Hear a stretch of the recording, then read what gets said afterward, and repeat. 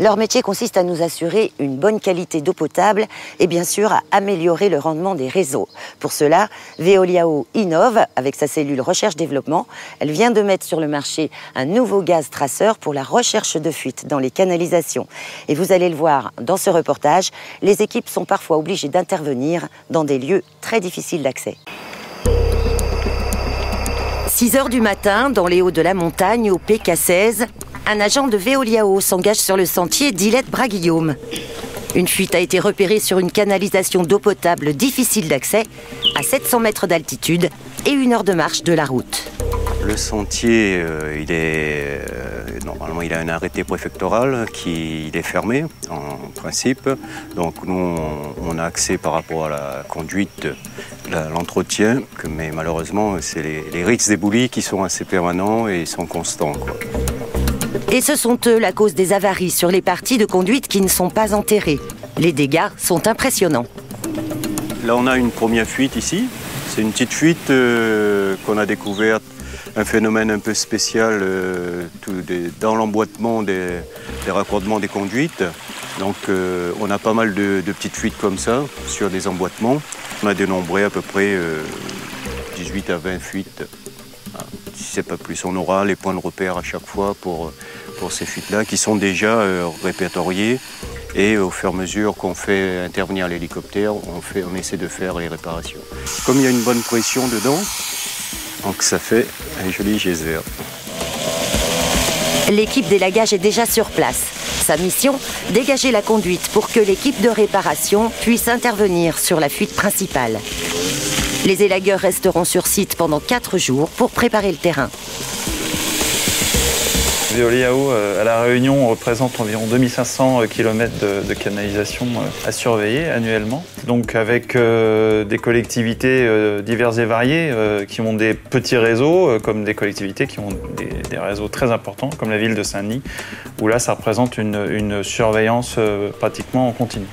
On est sur effectivement des gradients de pression importants du fait de la géographie et un réseau qui est tout de même relativement vieillissant du fait d'une absence de renouvellement pendant de longues années, avec aussi des avantages comme l'absence d'amiante-ciment par exemple sur ces réseaux, ce qui est plutôt un aspect positif.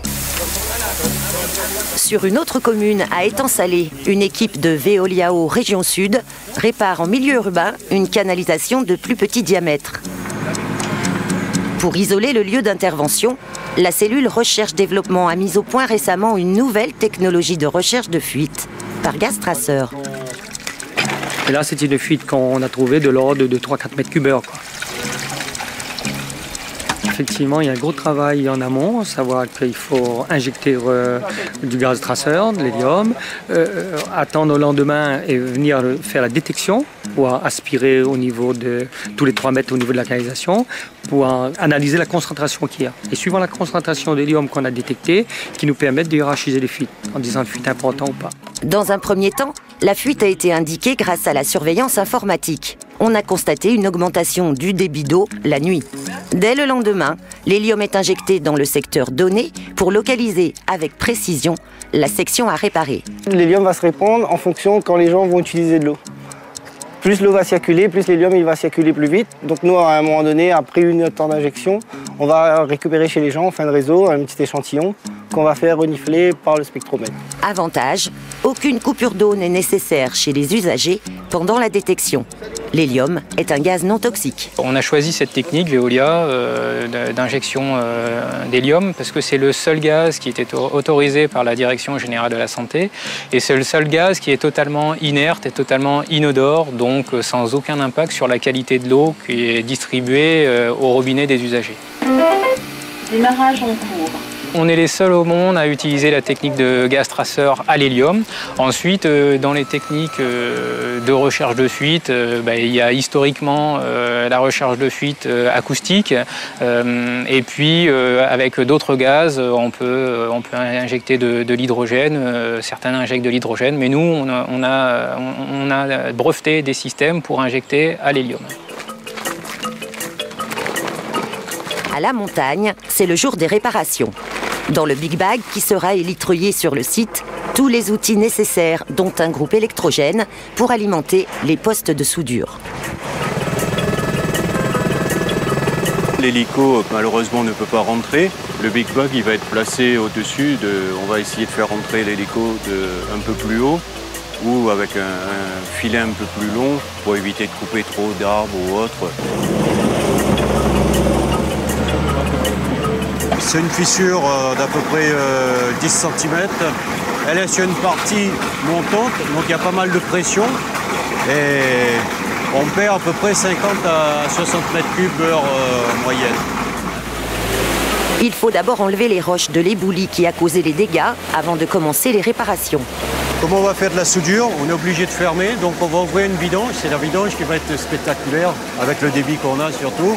Donc le premier jet, ça part sur 30 mètres. Avec le bruit que ça fait, c'est assez impressionnant. Il faudra ensuite 2 heures pour réaliser les travaux. Le réservoir du Colorado restera alimenté, mais avec un débit moins important. Là, on va éviter d'avoir des problèmes pour demain, ou ce soir. Là, avec la réparation, on va faire l'ouverture vers 15 h, je pense. À 15 h, 16 h, normalement, l'eau va commencer à arriver au niveau du réservoir Colorado. À 19 h, on a son débit normal, son débit de croisière, si on peut dire. Donc là, on a le débit qu'il faut. Dans ses contrats avec les collectivités, Veoliao est en charge de l'entretien des canalisations. Le challenge, améliorer le rendement d'un réseau dont certaines parties, comme celle-ci, ont été installées il y a plus de 30 ans. Alors on est sur un rendement aujourd'hui de l'ordre de 65% dans sa globalité. On a une progression d'environ 1% par an, ce qui est un véritable challenge parce que ça mobilise des moyens importants pour atteindre ce résultat de 1% par an. Je ne vous cache pas qu'on a une pression assez importante des collectivités pour atteindre ce résultat, puisque l'objectif Grenelle 2, c'est de 70% de rendement de réseau, donc il faut absolument qu'on l'atteigne.